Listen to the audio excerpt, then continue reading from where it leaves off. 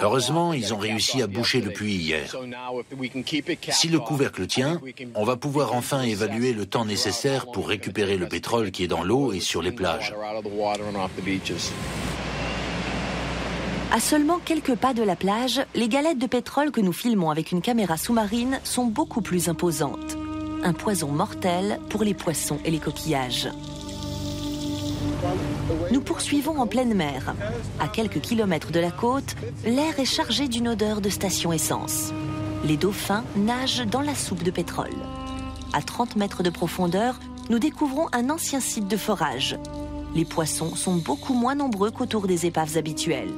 La température de l'eau a baissé de 12 degrés. Le pétrole, dispersé dans l'eau, fait écran à la lumière du soleil. L'eau ne se réchauffe pas. Brûlé aux yeux, notre caméraman devra être hospitalisé. Le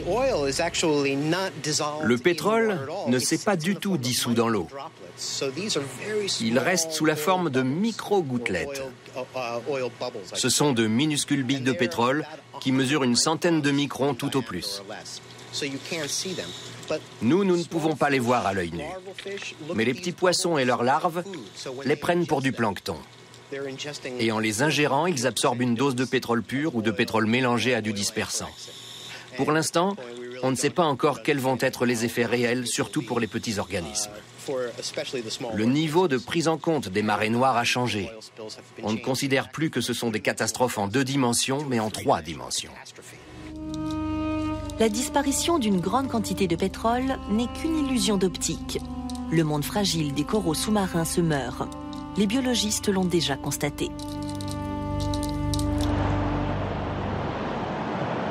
Au centre de secours de Porte Venice, on nettoie des oiseaux mazoutés.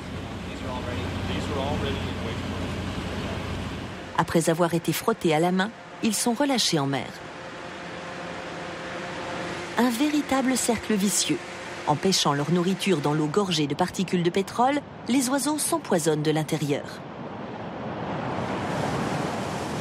Des centaines d'entre eux sont déjà morts dans de grandes souffrances.